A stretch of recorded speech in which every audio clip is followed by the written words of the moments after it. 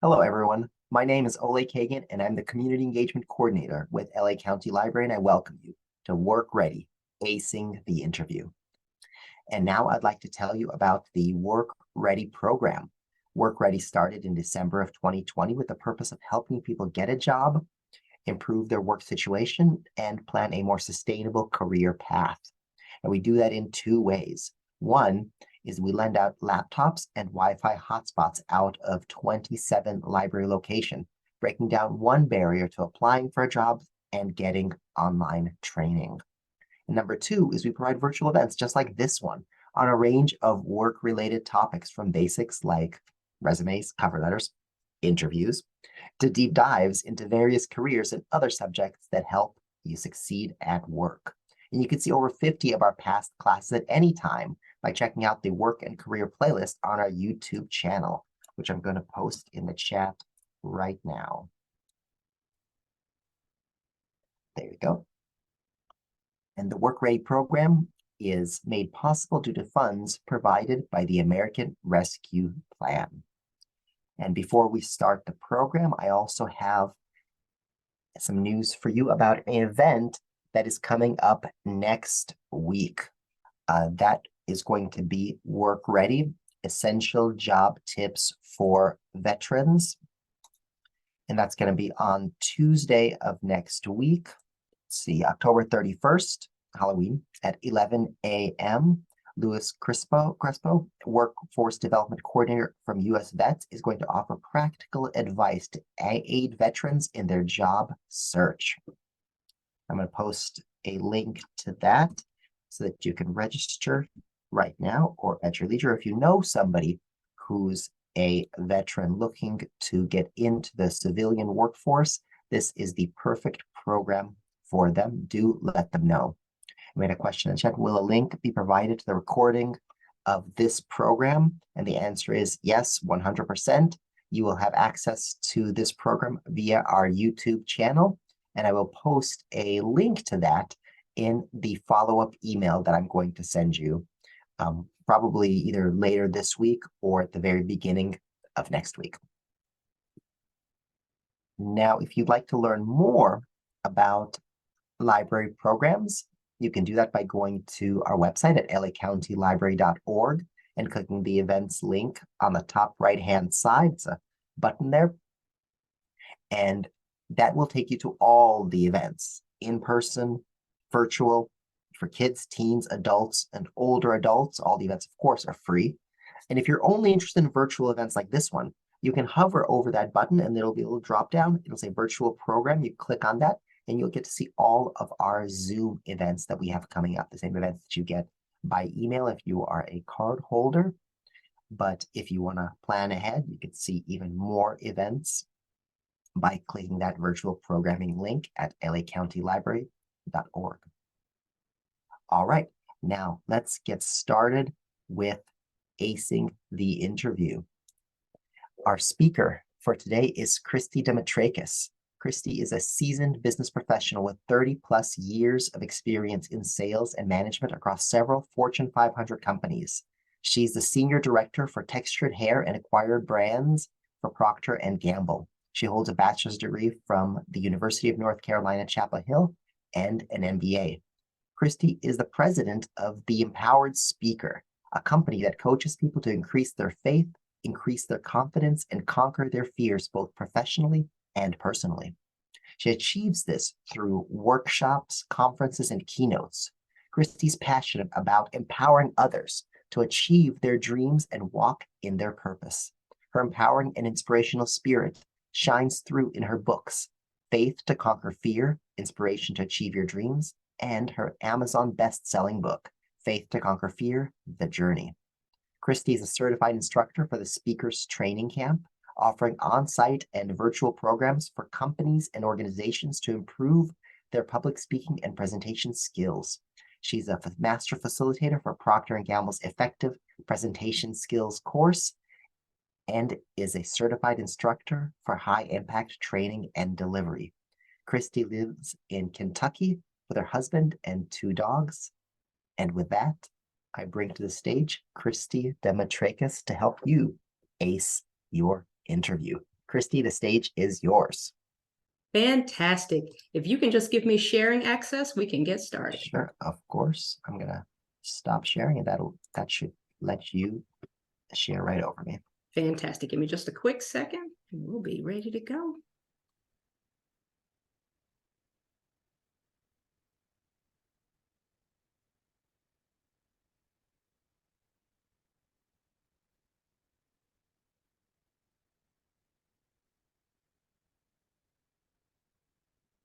Oleg, can you see my screen? Yep, you're all good.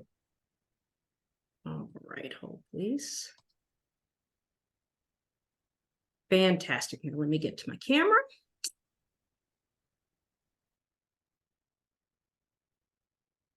All right. Hello, everybody.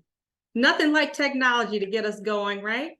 I'm Christy Demetrakis, and I am so excited to be here with you all. I've had the pleasure of working with Oleg and the Work Ready program for a few years now on a few different topics, and this is one of my favorites. So I am really excited to talk to you today about acing the interview. Now, I'm going to start with a cliche phrase that you've all heard. You never get a second chance to make a first impression. We've all heard it. Whether you're on the receiving end of that or on the giving side of that, you know that to be true. It takes about 5 seconds to form an opinion of someone just based on their appearance. This is before they even say anything. So as you are thinking about interviewing, and especially interviewing, that is something to absolutely keep in mind. We form that first impression from the moment we stand up and they call your name and you go in, or the moment that camera comes on, because a lot of our interviews today are virtual, but people are looking immediately. So we're going to talk today about how do you ace the interview from the preparation phase all the way up to sealing the deal. But first, let me tell you just a little bit about myself. I am Christy Demetrakis, as Oleg said, and I have worked for a number of companies over my years. I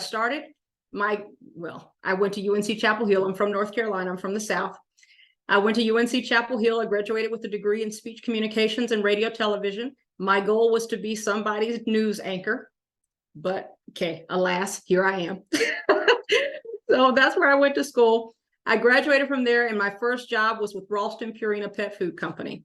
I was with Ralston Purina for about 5 years. Then I went to work for Fort James Corporation, which was at that time the maker of Brawny paper towels, Quilted Northern bathroom tissue, Dixie plates.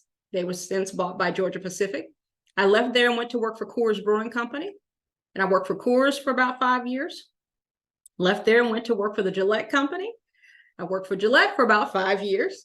And then we were acquired. Gillette was acquired by Procter & Gamble. And I have been with P&G, including my 5 years of Gillette time, for 20 years. I literally just celebrated 20 years with P&G sometime in September. So that is my professional career. I also have a wonderful family, and I should have started with that. So because they kind of came in the midst of all this stuff. So I'm married to my husband, James. He and I will celebrate 29 years of marriage, November the 5th. We have 2 babies. They are not babies, but I will always call them babies. My daughter, Michaela, is the oldest. She is in medical school at the University of Louisville. And my son, Colin, is 23, and he is also in Louisville, graduated from University of Louisville as well. So they love Louisville. And we have 2 babies, 2 fur babies. She's not a puppy anymore. The biggest dog you see on the left there is Bella. She's our Bernedoodle. She's 2. And then Mr. Sam, voice always changes when I talk about the dogs. It is what it is. But Mr. Sam is, he's 6, I believe. So he's a Cavachon. Bella's a Bernedoodle. And then just below that is my grand dog, Diamond. So she's a pit bull, my son's dog. And she is the sweetest thing ever. I will tell you, pit bulls get a bad rap because she is one of the sweetest I've ever seen. And then, like I said, I grew up in North Carolina. So that picture you see just to the right of my family picture are my parents who live in North Carolina. I am also an entrepreneur, have been for many years. I'm the author. Well, my company is the Empowered Speaker, and it's a company that's focused on helping people to really shine, both personally and professionally, increasing their confidence, increasing their faith, conquering their fears. And I'm also the author of 2 books, which is what Oleg mentioned before. So my first book is Faith to Conquer Fear. Inspiration to Achieve Your Dreams, which is a compilation of quotes, anecdotes, biblical references, really to inspire people to walk in their God-given purpose.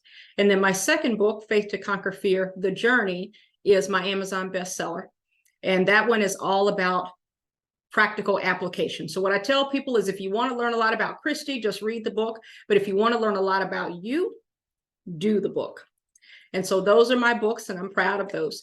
But anyway, so that's enough about me. But I tell you that because that sets the tone for what we're going to talk about. Because it's one thing for someone to read a book and then try to teach you something, but there's another thing completely for someone to experience it and do it on a regular basis, who can truly train you on what we look for and how to prepare for an interview. I liken that to sports. You have some coaches on the sidelines who've never played the game, but they know the game really well. And then you have those coaches who've played the game and they know the game really well. And so that's the side I would put myself in for today. So today we're really talking about interviews, but I want to start with the two skills that are really critical in order for you to secure a job and to keep a job. And this is where the participation comes in: hard skills and soft skills. So I want you to tell me in the chat, what do you think are examples of hard skills? Just type it in the chat for me. And Oleg, if you can read them out as they come, that'd be great. And cushion time, I'm going to ask the same question on soft skills. But first, let's talk about hard skills. What would you say are some hard skills?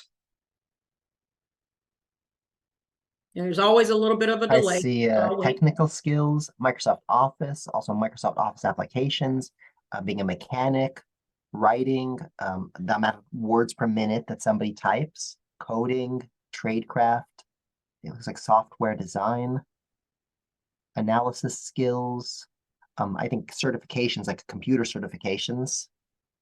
Very good. A lot of computer skills. Okay, fantastic. All accurate, all accurate. So, okay, let's flip the script. What are soft skills? Give me an example of what you believe soft skills are. Yeah, those are coming in fast. Morning greeting, people skills, communication, empathy with colleagues, interpersonal, time management, organizational skills. Perfect, perfect, perfect. There we go. Water cooler skills. I like that one. That's a good one. That's a great way to say it, the water cooler skills. Although there's not many water coolers these days, but that's good. We digress. So soft skills are those interpersonal skills that really give us the ability to get things done. Okay, so to your point, influence. No, I don't think anybody said influence, but communication, for example. And the hard skills are what I would say are quantifiable and teachable.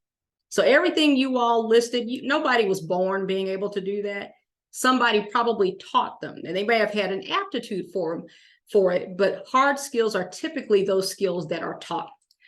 So as we look at this slide here, these are really the first things. When we think about hard skills, these are the first things that recruiters or employers will look for on your resume to see if they match up with the job description. It's harder to see your interpersonal skills, your soft skills, until they meet you, but hard skills are really, really important. So these top hard skills are the ones that LinkedIn found that were most prevalent in 2022. So you see customer service, sales, accounting, business development, marketing, digital marketing, sales management, finance, social media, sales and marketing, financial analysis, engineering, social media marketing. Those were the top skills that showed up on most LinkedIn profiles in 2022. Now, here's what's interesting, it's not an unknown fact, but I feel like this is a great time to say it. When people are looking at a job description, you make a decision. You're doing a self-assessment. Do I fit? Does my background, do my experiences fit with this job description? Do I have a chance of getting this job if I apply? Now, statistics would tell us that women, and I don't know how many women are on the call today, but women are less likely to apply for a job if they don't believe they have every skill that is outlined in that job description. There might be 10 skills that are laid out as this is the criteria for this job. And a woman, statistically speaking, can have 9 of the skills. Like, I have 9, I can do all this stuff except that one, and they won't apply. And so here's what I would say. You can read a whole lot into that. All I'm going to say is apply anyway. Apply anyway. Because as I said before, many skills are taught. So just because you don't have it today does not mean that that's not a skill you can't learn on the job. All right. So that's the hard skills. Top soft skills to future-proof your career. And this is another LinkedIn report. I love LinkedIn. And so if you think about what do I need to be good at, not only to, again, secure the job, but to be effective long-term in my job and in my career: leadership, communication, problem solving, time management. You'll also hear people say operational discipline. That's a big term. And I will tell you from my experience, and you saw my tenure of jobs, so you can guess about how old I am. But what we are seeing more and more prevalent now is, especially with the younger generation, and I won't put a generation tag on it, but operational discipline is an opportunity area.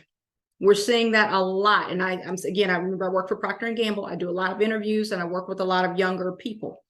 And operational discipline, that time management, that being able to prioritize and figure out what I should be doing when, little things, showing up on time, all of those things are something that we're seeing much more prevalent in lately. That's what I'll say is lately. And then the last one here is strategy. So as you think about what are some of those interpersonal soft skills that you want to make sure that you're good at and that you're able to demonstrate, this is a great place to start. And Oleg, if there's things, I'm not looking at the chat, but I see there's I see the numbers going up. So if there's something I need to know that, builds on what I'm saying, please just jump in. I'm okay with that. Okay. Sounds good. Fantastic. All right. Let's talk about acing the interview. That's why you came today. Acing the interview. And we're going to talk about it in 4 steps: assess, prepare, practice, and seal the deal. So let's start with assessing. Now, assessing, I would say this is a self-check. This is the place where you want to be self-aware. And the first piece of this that I'll talk is the resume. And I think you all have had some training on writing resumes and what looks like a good resume. So if you haven't been a part of that training, I encourage you to go back and go to the YouTube channel and certainly look for that, because that's the critical piece. That's what we see first. As employers, that's the first thing we see. So we want to make sure that you've reviewed it, first of all, and then also have somebody else look at it. It's very easy your brain and your eyes will gloss over what you want it to say versus what it actually says, because your mind will just kind of fill in the blanks. So you might have missed a word because you were typing so fast. And because you know what you meant to say, you'll see the there, even though it's not really there. And the sentence makes no sense because you missed a word. But if you're having someone else look at it, that's really important. But as you think about your resume, are you including the roles and experiences that are most relevant to the job that you're applying for? So yes, you might have more than one resume. Okay. Is it up to date? A lot of people have resumes that just kind of sit in that folder, and then all of a sudden it's time to interview and they haven't updated it with their last 1 or last 2 roles. Make sure it's up to date. Make sure there's no typos or grammatical errors. I know this sounds so elementary, but people get it wrong. And I am a stickler. I think in my next life or my last life, or how many lives I've had, I think I was a teacher, a grammar teacher. And so making sure that you don't have any typos or grammatical errors, that's little stuff. Because what an employer sees is if they miss that little detail, then what else will they miss? The other thing is, consider having a professional resume writer do your resume, especially if you're finding that over time you're just sending out your resume a lot, and you're not getting any callbacks. And if you know you have great experience, but you're still not getting any callbacks, it might just be your resume and how it's crafted. So having a professional resume writer do that would be worth the expense if you're finding that you're in that situation. Either you're not necessarily a great writer yourself, or you're kind of stalled and you need someone to take a fresh look at it. The second part of assess is experience. So this is where you really have to this is where I'm saying self-aware. Get really clear on your background and any experiences that enhance your skill set. Because we'll talk about it in a moment, your interview is really made up of a bunch of examples and stories. So you have to think back on what are the things you've done? What are the projects you've been a part of? What experiences have you learned? What skills have you gained by doing X, Y, or Z that you can bring into the conversation that's going to help you in the interview? All right. So that's step one, is assess. Step two is to prepare. Two parts, research and write. From a research perspective, again, not rocket science. Do your homework. Research the company. And this is not necessarily just for the interview itself, but doing that research ahead of time will also help you to determine if you're really interested in this company. Because it's one thing to say, I need a job, but you also have to work there if you get hired. So you want to do some research to make sure that you like the flavor of the company, you like the vibe of the company. Because, and if there's a lot of negative noise in the news, do you really want to be there? If there's a lot of leadership overhaul and changes, or you're seeing in the news that people aren't happy, they may have a job available, but do you really want it? So that research becomes really important. I would encourage you to Google the company and also set up Google alerts so that any news that shows up with that company's name in it will automatically come to your email. And you don't have to do a whole lot of searching. You just put it there, and then you just click on the alert when the email comes through, and you just read whatever the articles are. Okay. So Google what's been happening in the news lately. Look at their annual reports, look at the company's websites, be familiar with their products and their services. That's really important. You want to go in the door having done some research and not asking the questions that you could have found on their website or if you went to the store. Also, you want to make sure when there's the option that you do some research on the interviewers. At Procter & Gamble, whenever we interview someone, we send out, somebody does, they send out the invite to the candidate as well as the two people who are interviewing them. So that candidate can see our names. They know coming in the door who they are about to meet with. The smart ones have Googled me, or they've Googled somebody else, and they will say, hey, Christy, I saw that you wrote a book. Blah, blah, blah. I mean, it puts them way ahead of the pack before they even answer a question, because I see that they took the time. So when you have that opportunity and you know who is interviewing you, you want to do that to see, number one, show them that you've done a little research, but also to see what common ground you may have. You may have gone to the same university. You might be from the same hometown, whatever. So you're really looking to find common ground, because an interview is still starting to establish that relationship. The second part of this is to write. Prepare, when I say that, I mean prepare for your interview questions. Write out or type out your answers.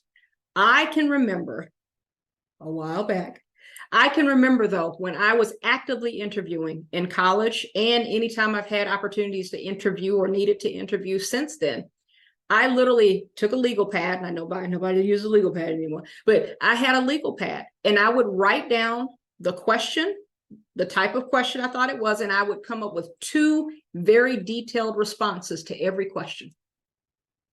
2 detailed responses to every question, following the format that I'll talk to you about in just a moment. But having 2 responses ensures that if my first response doesn't really quite meet the need of the interviewer, because very likely they will say, that answer sounds a lot like the answer you just gave me. Do you have another example? So preparing in advance at least 2 responses to every type of question will help you in the long run. And then the other thing is always prepare a few questions to ask at the end. There's nothing worse than saying, nope, I don't have any questions. You should always have a question. And whether it's something about the company that you can't find on their website. We get a lot of questions at P&G about the culture, or, what are you all doing with from a DE&I standpoint, or, things that they can't find. Or tell us why you stay. Tell me why you stay here at the company. You've been here, Christy, you say you've been here for 20 years. What is it that makes you stay? And so all of those are just easy questions, but make sure you always have a question to ask at the end. Okay. Oh, look how we doing on questions and chat. We're good. We've got a few questions if you want to take a break now to Sure, cover them. I'll pause. Yeah, tell me. Sounds good. So the first question is, and this is a question from sort of the other side, but I think it would be interesting also for the folks who are doing interviews. A person may lie on their resume. What are the keywords or tips for an interviewer to spot these lies? In the probing. So first of all, from an interviewer standpoint, we make sure that we have looked at the resume in detail. Okay. And so, like, we're not going to just trust that you're walking us through your resume. You've sent it ahead of time. We have scoured it. I'm looking at it for time gaps. I'm looking at it for level of responsibility based on how long you've been working. There's some things that over time you're like, how is it that they have that much responsibility this quickly? How is it that they have a vice president title and they just got a job right out of college? I mean, it's some things that you just go. But if you're a good interviewer and you ask great questions and you do the double clicks, then you start to get at the answers, because the lie can only go so far. At some point, they trip up 99% of the time. If you're asking the right questions and you're probing a bit further past just the surface question, it will come up. And we have a standard set of questions at P&G. I'll kind of walk you through some of those, but we have a standard set of questions at Procter & Gamble. But then we also ask a few other questions that's on our mind based on what we've seen or what we heard you say that we want to explore a little bit more. So I would say it's in the asking of questions. If you sense that there's something off, I would probe. Yeah, those are all important follow-up questions. Mm-hmm. The next question is, what can I expect in the second interview, and how can I best prepare for the second round as distinct from the first round? Yeah, so first round interviews is, look, you got to show up strong for both, because typically the second round is a different set of people. I know at Procter & Gamble, we have, for example, you got to pass the test first, okay? Then you have a phone interview. If you get past that phone interview, then we schedule you a panel interview, which has 2 people. In general, we ask the same questions in the first interview as we do the second interview. And we tell people, hey, we weren't in the first interview. We only know that you passed. We don't see your answers. So feel free to, if that worked for you before, give us the same answers the next time. Like, if it's not broke, don't try to fix it. So I would say take your learnings from that first interview and use that opportunity in the first interview to ask the question, which I'll share at the very end. So I'm not going to tell you right now, but there's a money question that you want to ask at the very end that will help to give you some insight into that second interview. So take what you're learning, because, and I'm jumping around just a bit for a second. When I have the opportunity to interview people for that first interview, once the interview is over, and especially if I like them, and I know I'm going to push them forward, I never tell them I'm going to, because there's a whole lot of candidates. And just because I like you and I give you a great score doesn't mean your score is as high as other people. But if I really like them, I will give them some additional coaching. Hey, on question number 3 that I asked you, because whether we ask you that exact same question again, we're going to ask you that theme of question, whether it's innovation, leadership, whatever. I'll say, on that question, you gave me a decent answer, but if you have to answer it again, you need to add more of this, this, this. And remember those 3 additional questions I asked you when I kept double clicking? Put that into your original answer so that the next person doesn't have to probe quite as much to get at the answer. So use that first interview to ask for some coaching. When it's all said and done, hey, whether you pass me to the next round or not, I would appreciate, this is not the money question, I would appreciate the opportunity I would love any feedback that you can give me on how I answered the questions. Was there anything I could have done differently that would help me in the next round, should I get that opportunity? Make sense? Good. That makes sense. And then let's do 2 more questions, and then we have another one in, and we save that one for the end. Okay, sounds good. So the next question is, what is D&I? DE&I, diversity, equity, and inclusion. Right, diversity, equity, inclusion. Yeah. And then the next question is, and well, this is the last one we'll do for now, and then we'll save the rest for after. You suggested women to apply anyway. If you don't meet all the minimum requirements, but how do you speak to the shortfall in the requirements you don't meet once you get the interview? I would, unless it came up, I wouldn't even address it. Because you're going in thinking that they're going to look at this job description and go, okay, I want you to check off for me. Now, we listed 10 things. Tell me which of these 10 you have. Do you have all 10? Otherwise, bye. That doesn't happen. That doesn't happen. There's always much more criteria than we expect people to have. Now, there's some things that are, if you're going in for an IT job and you're lacking any IT acumen, like that, okay, no. Yeah, that's a pretty big That's a pretty big one. That's a big don't jump. do that. You know, don't do that. But if it's something, like social media, again, unless it's a social media role, that's something that you can still learn. Digital, that's something you can still learn unless the role is 100% digital.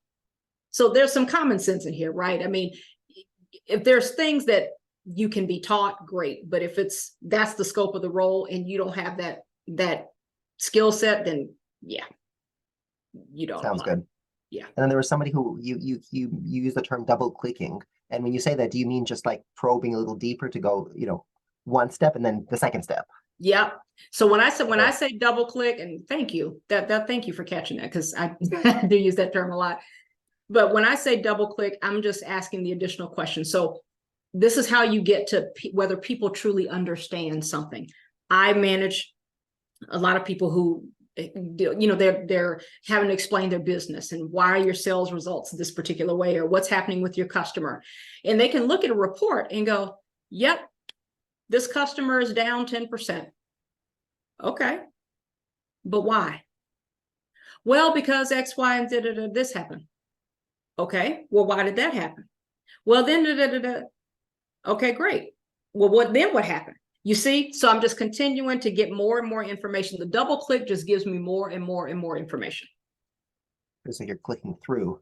Mm-hmm. So you see me and click through, get some more, click through, get some more. Sounds you good. got it. Right. All right. So there's other questions, but we can save those until the end of the presentation. All right. Sounds good. Let's keep rolling. Step 3 is practice. Practice, practice, practice. Now, let's start with this. Nonverbals. How you show up, whether on camera or in person, matters. I know people don't think, and it's so interesting when even a lot of our interviews at Procter & Gamble right now are virtual. We used to bring people in. We don't necessarily bring people in anymore because it's more cost effective to just talk to somebody over Zoom or Teams. But it's so interesting to see the people who still take the time to put that suit jacket. And I'm sure that they are in shorts beyond what I can see. But what I can see up here is they have the suit jacket, still have the tie, the white shirt, whatever. And then you still have some who just throw on a little collar, short sleeve t-shirt, which I may be old school. I feel like that's important. But know how that you physically show up. Your appearance matters, whether you're on camera or in person. The other piece is to display this confident posture. We are in a very virtual world, and so many people, I know in this setting, we don't have the ability for you guys to turn your cameras on. But what I would tell you is whether you are interviewing or whether you are working for a company and you have virtual meetings and hybrid meetings where some are in person and part of the people are in person and part of the people are on camera, be on camera. I know people are like, I don't like being on camera. Be on camera, because out of sight, out of mind, which is why it's also important to get back into the office, because collaboration takes place in an office. I had a woman that I used to mentor, and she had moved to a team. Her home was in a different area, and she'd moved to literally a new state, new city. And there's a huge sales office there. And that's where her team was. That's where her work was. But she didn't really love being there. So she spent a lot of time flying back and forth home to another state. But then she would be upset that she didn't know what was going on. And they didn't tell me about this and they didn't tell me about that. And I said, hey, Nobody's going to take the time. If they just had a conversation over the water cooler, they're not going to come back to their desk, set up a meeting with you on Teams or wherever and say, oh, by the way, I just ran into Jerry and he said, blah, blah, blah, blah. I thought you'd want to know. Not going to happen. Information is just gone. And so because she was out of sight, she was out of mind. Same thing holds true for being virtual. Just because you are on the call and your name is there does not mean you're top of mind. You're top of mind when people can see you. Okay, so I digress. Displaying a confident posture. When you're on camera, and I want you all to practice, I can't see you, but if you notice, and I'm looking at myself, there's not a lot of headroom between the top of my head and the top of the screen. Your head should be, call it, in the top third of your screen. Your camera should not be below you so that as people are kind of looking up your nose and you're looking down. And it should not ideally be above you so that you're looking up, or not looking up at all. You're just looking in the looking straight at your laptop. And you need to be looking directly into the camera hole. So right now I am looking directly into my external camera. You should feel like I'm looking directly at you at this moment. So you want to be confident. Shoulders back. I have a thing under my feet, just one of those little foot rests under my feet. So I'm not wiggling because I tend to fidget. But make sure that your posture is good, because that's going to display confidence. Shoulders back, looking directly in the camera. Okay? The other thing is, so we just practice it, be concise and straightforward. And this is something that a lot of people need to practice. So if you think about it, the best format for answering a question is a story, which is what I mentioned earlier. But as you think about the interview format, as you think about the interview format, it really kind of follows that model. We don't call it that. We don't say, tell me a story. We have different names. So bar format, car format, star format, all get at the same thing. So no matter which term you use, bar, car, or star, is in essence the same thing. When you think about how do you interview and answer the questions, people want to know what your background is, what the background, not your background, the background of the story or the situation, the action you specifically took, and the results that you achieved. One of the mistakes that people often make is saying we throughout the interview. Well, and then they're interviewing you. So they want to know specifically what was your role. So what was the situation that was happening? When I ask you this question, what was the situation? Give me the context. So that's the C if you follow in the car format. Give me the context. What actions, again, did you specifically take? Not we. What did you do? And what results did you specifically achieve? And I put this as a part of practice because everything sounds good in our head until you say it out loud. So not only do I want you to write out the answers to these questions, but I want you to practice saying it out loud to make sure it actually flows and sounds good. Interviewing is a skill, and it absolutely takes practice. So again, whatever format you're using, whether it's the bar format or the car format or the star format, which is the situation, the tasks, the actions, and the results, that's what STAR stands for. You want to write out your responses. You want to answer, and you want to practice saying it out loud. Let's look at some typical interview questions. Most interviews will have behavioral questions and situational questions. The behavioral questions are all about, we want to know what experiences you've had. What have you done?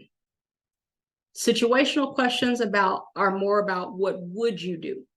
So in a behavioral question, I want to know what the background is. I want to know what the actions were that you took. I want to know what your results are. For a situational question, I only want to know what actions you would take and what results you anticipate based on those actions. That's the difference in the two. So companies will ask questions geared at getting at those hard and soft skills to make sure that they align and fit with the presentation or with the job description that they're interviewing you for. So here's a few examples. Leadership question. Give an example of when you had to make an important decision without 100% of the information. Innovation. Tell me about a time when you experimented with or innovated a new way of doing something. Execution. Describe a time when you had to deal with change. What did you do or use to get through this change? Collaboration as an example. Give an example of when you had to work with others to deliver results. How did you ensure their success? For these behavioral type questions, a couple of additional tips. There are themes. If you Google behavioral interview questions, a bazillion resources will come up, and you'll get a lot of examples of questions that are themed. Here's some leadership behavioral questions. Here are some innovation behavioral questions. Here's some teamwork behavioral questions. Here's some collaboration, whatever. Pick 2, 3 of those questions, write down responses, 2 responses per question, so that you have a good repertoire of experiences and stories that you can tell to answer. That way, no matter which way it flows, oh, I know I have a response for a teamwork question. Oh, I know I have a response for a leadership question. Oh, I know I have a response for a time management question. So that's all part of the preparation process. So let's look at how that might come to life. Here's a behavioral question. What do you do when your team member refuses to or just can't complete their part of the work? Give me an example. Background. There was one coworker at my last company who was notorious for barely delivering or completely missing deadlines. She would always end up delivering exceptional work, so the company seemed to be okay with the missed deadlines. One time, management put us together to work on a time-sensitive project. That's the background. That's the context. That was the situation. Our task was to create, still giving background. Our task was to create a sales presentation together for management to review before sending the final version to the client. This was important, so I did not want to risk missing the deadline, as this would also negatively impact other people. Knowing my coworker's history, I knew I needed to find a way to ensure we collectively delivered the presentation on time. The action. I implemented a plan to create a regular cadence of checkpoints and check-ins on our progress. I shared the plan with her to gain her alignment. We checked in each week and leveraged our internal team systems to share our progress along the way. This ensured we were never waiting or wondering where each other was in the process. Though this was a different way of working for her, it did get her to work faster and more efficiently. Results? At the end, the constant check-ins and pushing delivered the results. We submitted the final version of the presentation 2 days before the deadline. So which skills does this answer reveal?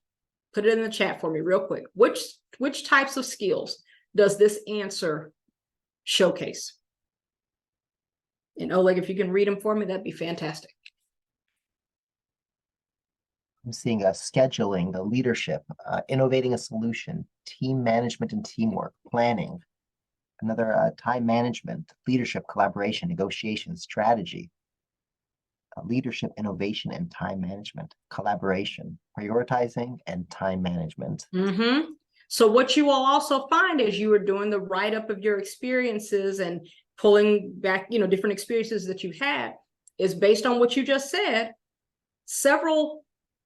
you can answer several different types of questions with the same response. Okay, so you can't use the same example 3 times, but just know that you could have used this one to show how your ability to influence, your ability to have project management, collaboration, time management. So any of those might have worked as a great example. All right, let's keep moving. Situational interview questions. Remember I said this is ones where we're interested in knowing how you think and how you would manage a particular scenario. So question 1, you have been working for the past month on a major assignment that is due in 1 week. Today, your supervisor tells you the project must be ready to go in 48 hours. What would you do? Now, remember, this is the action you would take and the potential results. What skills do you think this one is trying to get at? An employer, if they ask you this question, what are they trying to get? What are they trying to learn? Just put it in the chat for me again. Agility, prioritizing, strategy, Mm-hmm. work under pressure, stress, time management, preparedness, You flexibility, got it. You got it. organizing, yeah, planning next steps. Number two, you have a coworker who tends to be very confrontational and often has a negative attitude. One day, your coworker asks you to step into a meeting room and confronts you for not keeping her up to date on the progress of a project you both work on. How would you handle it? What skills? Diplomacy, communication, dealing with communication, conflict resolution. Mm-hmm. All of which are important, right? Okay, so. A mediation, that's another one. I'm sorry, say again? A mediation. Mediation. Mm-hmm. So let's just look at a live example of the confrontational worker one, because that never happens. The action: I would listen to understand the issue. I would not match her energy. Number two, if I'm in the wrong, I would apologize, bring her up to date on the project, and establish a plan to improve communication going forward. Another action I might take: if she is in the wrong and has potentially missed my updates, I would listen and then calmly explain the steps I have been taking over the last few weeks to keep her abreast of the project. I would then reiterate our communication process and seek her input on additional ways we could improve. Results: I expect the situation would de-escalate. We will come to a working solution and create a stronger working relationship moving forward. Okay, step 4, seal the deal. Now, I promised you the money question. So at this point, you've had the interview, you've done all your preparation, you've assessed, you've prepared, you've done all those things. Here's the money question. Is there anything I can answer for you that I didn't cover in the questions you asked that would show you that I'm a great fit for this role? That's the money question. Is there anything I can answer for you that I didn't cover in the questions that you asked to show you that I'm a great fit for this role? That gives the opportunity for them to ask anything that they still have maybe kind of niggling in their mind. Like, I wonder if she's really good with data. Her questions were kind of, I sense that she might be. It opens the door up and it says, hey, I'm willing to answer anything else you want to ask me to show you that I'm a good fit for this role. And what it also says is you're interested. Now, the second piece of that is if you want the job, ask for it. Most people do not ask for the job. But if you don't want it, don't ask. Because after the interview process, you might determine, you know what, I had that experience. I interviewed with a company for a category management role. And halfway through that interview, I thought, oh no, I am not at all interested in this role. And as soon as it was over, I said, thank you very much. I got up and I left. I didn't want the job. So if you want the job, ask for it. Now, what also happens during this stage? So you've done it. You've assessed, you prepared, you practiced, and now you've been offered the job. So we're going to assume success. Now the negotiation begins. Now, when we mention negotiation, people usually just immediately think salary. But salary is not the only thing that you can negotiate. There's a whole list of things you see here on your screen. You can negotiate vacation time. When I came over with the Gillette acquisition, I negotiated a whole lot more vacation time than I was entitled to based on my years of service. And I've carried that over. And now every time I get new weeks for P&G, it just adds on to what I negotiated coming in 15 years ago from Gillette. Remote location or location free is a negotiation point. Flex time, sign-on bonuses, education reimbursement, start dates, title, stock options, childcare. There's a number of things that you can use as a point of negotiation. So let's talk about when to negotiate salary, because that's what people really care about. So the first one I would say is after the interviewer brings it up. At P&G, we will usually in the early process before they ever get to us interviewing them, P&G has already had conversations around salary. So we know already by the time we interview them that they must be somewhere within the right range, or we wouldn't be talking to them. They've already kind of vetted that part out. But wait for the interviewer to bring up conversations about pay. But because here's the thing, while pay is important, it is, we all need money to live. You don't want to come off as that's the primary thing that you're interested in. You want to make sure and you want to appear that you're focusing on the job, the company culture, and what you can bring to the company. If you go in it with that as the angle, the salary conversations become a little bit easier.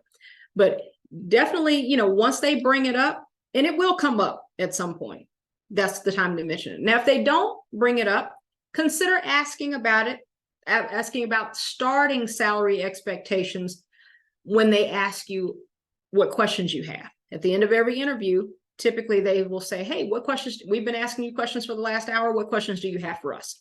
That would be another time to bring that up.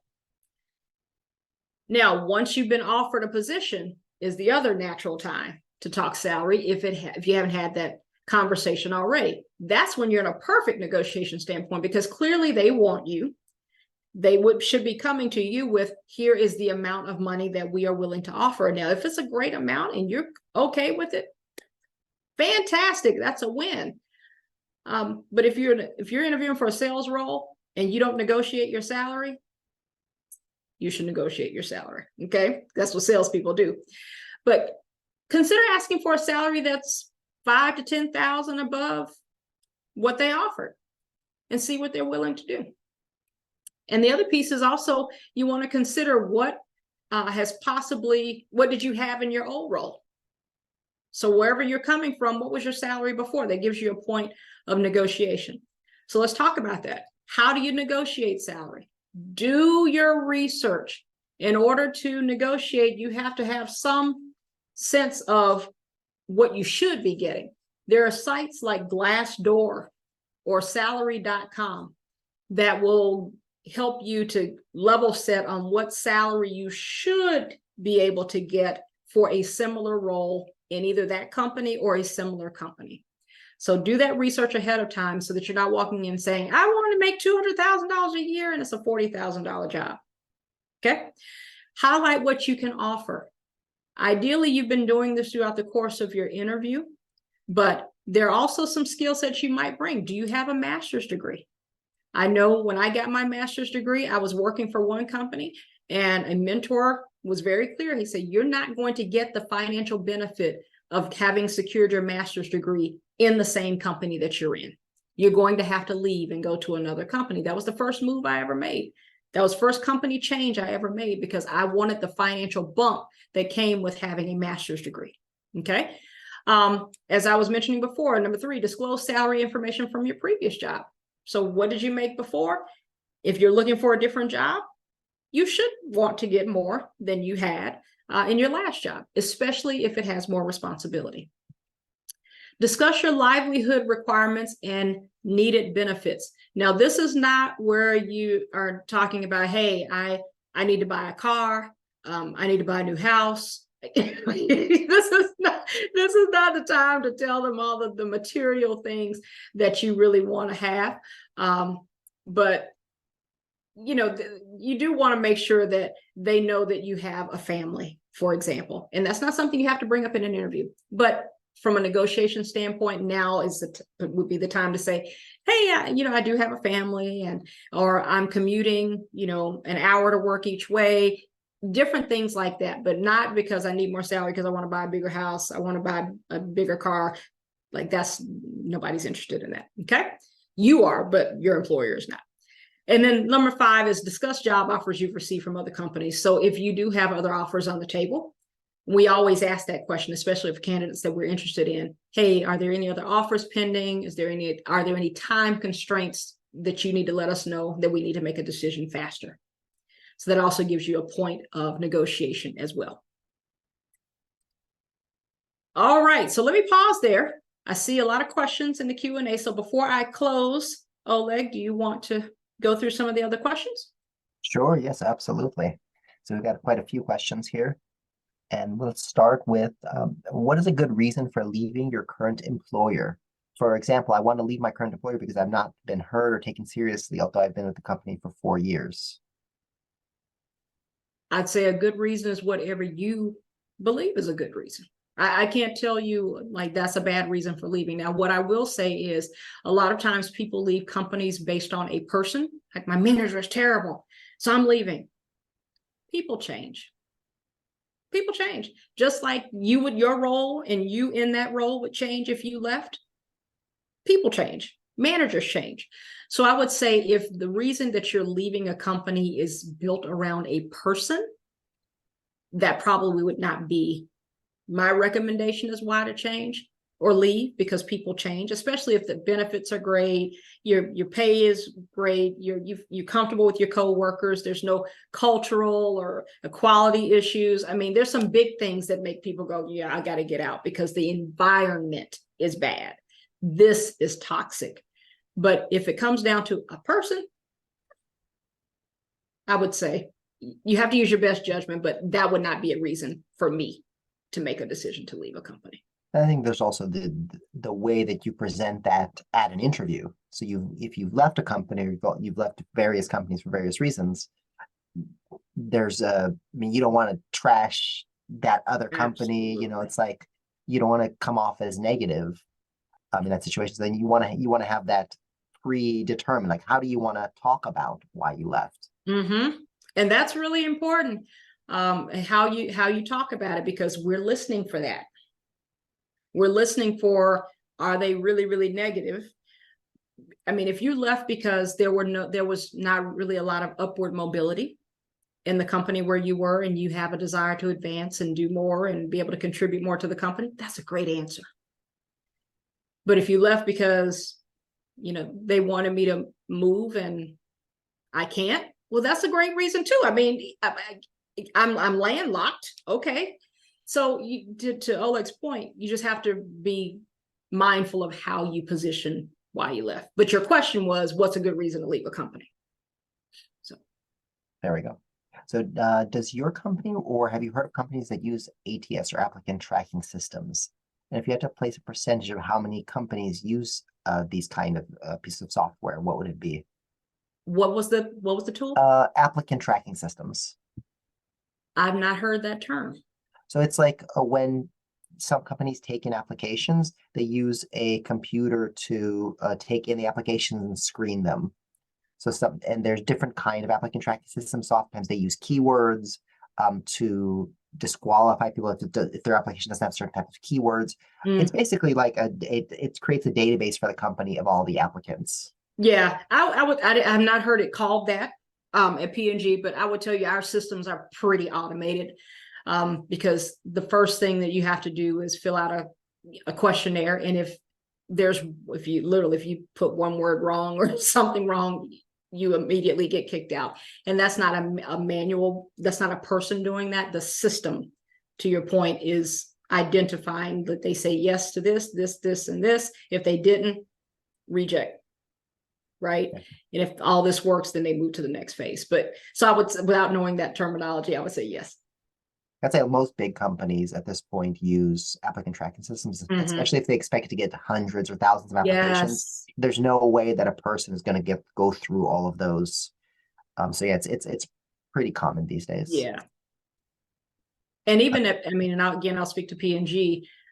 Like if you were to, Oleg, if you said, Christy, I really want to work for P&G, can you help me? I can't. I have to send you to the website. You start the process. And once you get through a certain part of the process, then I can talk to you and say, okay, now you have interviews coming up. Let me give you a little bit of coaching on how we think about things. But I can't help you I can't put in a good word for you. You gotta get through the formal process first, and then we can have conversation. Somebody mentioned in the chat, the city of LA uses government jobs that often has a skills and experience questionnaire. And that's true. Yeah, websites like government jobs, if you don't put a check mark in the right places, it won't even move your application forward. You got to it. be really careful when you're filling out those applications. So let's see, during your review as you as an interviewer, Christy, do you also review the candidate's social media platforms? Technically, we should not do that. At least we've been coached at Procter & Gamble not to do that. Now, after I talk to you, I will absolutely go look you up. But we are literally coached within P&G not to look, so that we're not swayed one way or the other before. Let's see, this next question, I think it's sort of your whole presentation answers this question in a way. How or what makes someone stand out at an interview? Well, let's ask the group. What do you all think? Put it in the chat. It's almost like, what have you learned today? This is true. I mean, it's not just one thing. Right? It's a host of things. You were talking about research, how do your skills fit with the skills of the company? What kind of rapport do you establish? Mm-hmm. I think there's so many different ways to stand so out. many different things, and people are unique. So, and we find ourselves having conversations about, is this a great candidate? Yes, but for this job, no. And sometimes you can stand out the wrong way if you wear an undershirt at your Zoom interview like that. You're standing out the wrong way. It's more like I noticed it. Let me just say, I noticed. I didn't mention it, but I saw it. It's one of those things. I've seen people dress really nicely at an interview, and I think, that's because that tells me that person considers this sort of thing, and if it's a customer service or a public facing job, they're thinking about it. Yeah. So, and those kind of details. Let's see. People posted in the chat. Rapport, being excited by the opportunity. So what was the last question? It was about what makes you stand out at an interview. So we're asking people to post in the chat. Mm-hmm. What do you think makes you stand out at an interview? So we've got somebody posted, build experience is into stories for conversations to show hard and soft skills. So show, don't tell. Getting along into interviewers and having positive energy. They're looking to see if you are a good fit and if they are a good fit for you. Mm-hmm. Confidence. Personal hygiene is very important. That is less important over virtual, but at some point we're going to meet. Yeah. And that's the kind of thing that that the interviewers they're not going to say, ugh, but in their minds, they're going to be like, what's going on here? All true. This is how this person chose to come and present themselves. Mm-hmm. Looks like somebody put your qualifications and experience for that specific job. So if your qualifications fit the role exactly, if you're the things you've done before, what you explained during the interview, it makes somebody go, everything matches up. This is the perfect person. Yes. And to that point, though, Oleg, I want to make sure, and it doesn't have to be that you match every skill set, because every interviewer knows there's some things we're willing to teach. At Procter & Gamble, it does not matter all the skills that you have. You've worked for 3 other companies, because we now hire experienced hires. We didn't do that for many, many years. We were always a promote from within company unless you were acquired. But I say all that to say, we are also we know that no matter what experiences you come in with, we've still got to teach you the Procter & Gamble way. So it's not like, yes, she knows social media, but does she know social media the way we want her to do social media? Yes, they know this, but do they know it the way we want them to do it? So we're going to train you anyway. We want you to come in with some skills, great. And depending on your tenure, we want you to come in with more skills. But just know you don't have to have everything. To my statistic earlier, you don't have to have everything coming in the door. And there's one last one I want to say, and then we'll move on to the next question. It's this eye contact, smile, and diction. Yes. So eye contact, yes, for sure. Yes. Mm-hmm. Smiling is nice, not required, but nice. Not required. And diction, insofar as somebody can be articulate and speak clearly, and so we can understand what they're saying. And it's about being able to formulate your thoughts. Somebody can be very charismatic and just have this wonderful personality, but if I have to keep asking you to say the question in the format that I'm asking, we have 7 questions, and by the third question, come on. Give me the background, give me your actions, you specifically taking the results.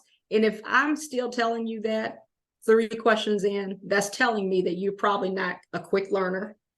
You don't have the ability to adapt. You're not thinking well or quickly on your feet. And preparation makes all that possible. And the preparation will help with that. Exactly. So now we have a Zoom specific question, or like a virtual program specific question. Do you have any options on fake backgrounds for Zoom? I hate fake backgrounds. I'm sorry, Oleg. That's okay. That's okay. But here's why I say that. So if you had a fake background, and I don't have, this is my background, but sometimes people try to hold up something, and when you have a fake background, it hides it. Like you can't see it, or you only, thank you, perfect example. You can't see it until you do something like that, or it cuts off part of your hair.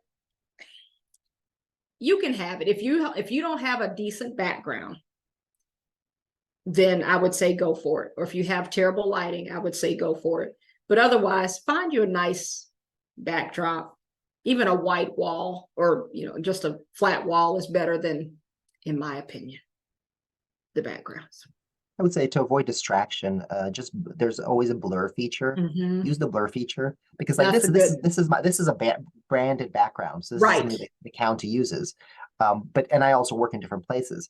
But when you're interviewing, you want to avoid distractions. A lot of the backgrounds that Zoom offers are like spaceships flying. They're really cool, but not so professional. Or like not necessarily the look you're going for. Look kind of weird. So the blur is always kind of blur is a nice it's a nice middle ground. Although I'm nosy, so I do wonder what's behind the blur. That just makes me more curious than not a distraction. I'm just now more curious as to what's behind there. For me, it's just a wall. I like my background, so that's why I use it. I like it. It works for you. It works for you. So the next question is, if there's a company I'd really like to work at, is it a red flag if I apply to multiple positions? And is it wise to adjust my resume to fit a different role if it's at the same company? We have people who apply for multiple roles all the time. So I would say not necessarily. I mean, I wouldn't apply 20 different roles, because how can you be good at 20? I'm over exaggerating, but that many different roles. But I would pick, if there's one or two that are similar-ish, that you can legitimately say you would be good at either, you'd have a chance at either one. No, absolutely. Absolutely. Now, what are the strategic and ethical guidelines of including a job that was freelance or contract? Say it one more time, please. What are the strategic and ethical guidelines of including a job that was freelance or contract? That's still work. That's still experience. Yeah. Yeah, if they're relevant. Absolutely. Yes. How do you properly handle gaps in job history? This is particularly relevant because, Christy, you mentioned that's something you look at when you review a resume. So as somebody who reviews resumes and looks at that, what do you think of when you see a gap? And then how does a job applicant handle that? I would address the gap early on. So usually in our interview process, we will ask, and I because a lot of people don't know how to just give you the summary. They try to walk you through every phase of their interview, of their resume. I always tell people, just give me the highlights, something that I can't see on your resume, just as a quick summary before we get into our formal questions. So if there's anything you'd want me to know that I can't see on this resume, feel free to share. Now, what that does is a few things. Number one, I get to see if people can follow directions. Number two, it gets me as the interviewer an opportunity to hear things that I can't legally ask. I can't ask you if you have a family. I can't ask you if you're married. I can't ask you what your orientation is. I can't ask you any of those things legally. If you choose to tell me, then I know. Okay. So it gives you an opportunity to find out all those things. And if there is a gap, that would be a great time for you to say that, because I'm probably going to ask you. But if you just volunteer it up and say, yeah, and you probably noticed on my resume that there's a 2-year gap. Well, I had my first child and I decided that I would stay home for 2 years and raise, and be a mom. for 2 years. But during that time, I was also developing my skills in whatever. But I would take that time to explain it. And it seems like it makes sense to be upfront about it because it's obviously there. You can't avoid it, especially if it's a longish gap. Yes. So just think about before you go to the interview, how are you going to talk about it? How are you going to talk about it, which is back to the preparation. What a preparation, the most important thing. Most important thing. And do you believe a panel of interviewers could be biased towards certain candidates? That's a hard question to answer. Yeah, I mean, that's the yes, but here's, I mean, here's they what you have could to be. understand. People, your panelists are human, as are you and me. We all have biases. We all have biases. Our job as interviewers, though, is to not be biased. Yeah. And when we sign up to interview, we have to, that's what we are committing to, is that we will try to see everybody as fair and equitable as possible and just take their answers and their experiences into account. But yeah. And it's fair that people, there are situations where there's somebody who has, who they want to hire already and they already know, and this is all just a charade. But I would say for the most part, most interviews in most companies, I would think, go into interviews in good faith. Yeah. So we're running short on time here. We've got just a few minutes left. And so let's do a few more questions. We've got a lot of questions here. And so if you have other questions, you could always email Christy. You could always email me. If there's things that we can address. But let's do a few more, and then we'll be done for today. Okay. So this is a great question, and I think everybody who was probably listening was wondering about this. How do you ask for the job? Like, what are the words that you use? Is that the money question, or is there something else? No, asking for a job is not a money question. That's give me the job. I want it now. Yeah. I think it's a natural segue from the other question. So is there anything I didn't get an opportunity to share with you today that you wanted to hear? Is there anything I can clarify based on the questions that you asked? Blah, blah, blah. If they say yes, you answer the questions. Thank you all so much for this opportunity. I am really excited about the opportunity to move forward in this company. So can you tell me what next steps look like? Easy peasy. You're getting 2 responses, 2 things happening. I'm interested in the job, and tell me what next steps look like. Sounds good. Makes sense? Yep. It makes sense. Yeah. Then they're going to tell you the process, Yeah. Is asking 15K above the midpoint of the salary range a good practice? I would say do your research. Back to going to Glassdoor, salary.com, make sure you kind of get a feel. There's such a thing as, I know everybody wants a lot of money. We all do, myself included. But as I think about Procter & Gamble and other companies that I've been a part of, there are salary ranges. We call them bands, salary ranges. Some of those ranges overlap. So a band 3, middle management, just that's for grants. Band 1, entry level. Band 2, you've been with the company a few years. Band 3, blah, blah, blah. Band 4, you start to get to senior director level positions. There's some overlap of salary. So you can be a band 2 making what a band 3 makes because there's overlap in the ranges. Band 3 can be making what band 4 makes because of overlaps in the ranges. If you are too high, you are not going to get regular salary increases because we're not going to allow you to get out of band on the top end. You still want to have some room to grow if money is important to you. If you want to be that person that gets some type of salary bump every year, or how often the company does, you don't want to max yourself out.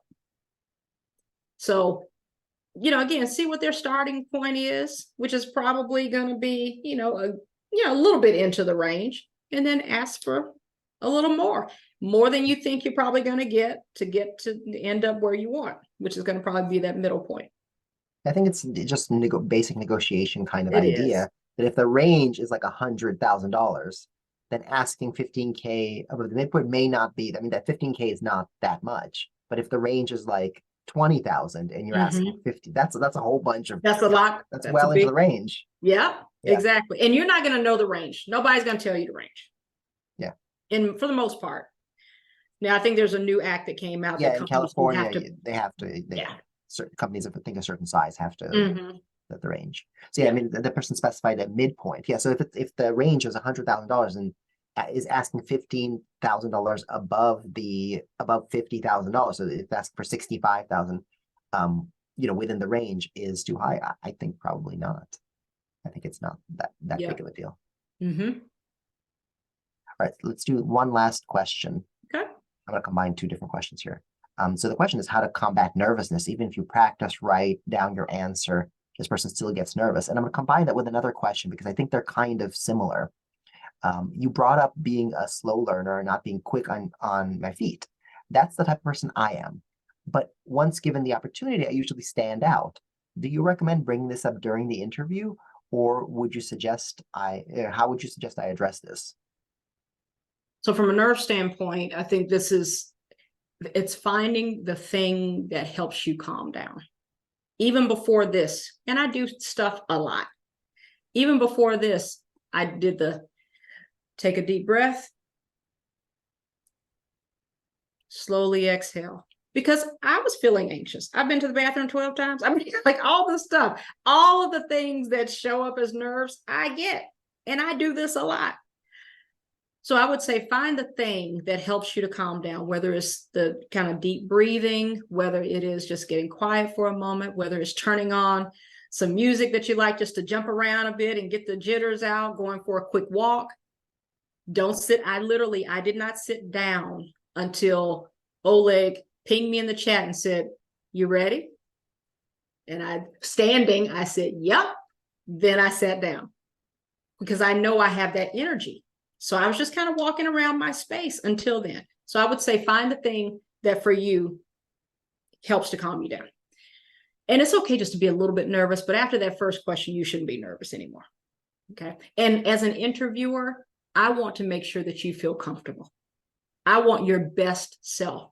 So I'm going to be, cracking jokes, doing whatever I do, whatever Christy does based on the energy that I'm getting from you to make sure that you're comfortable so that we get the best of you.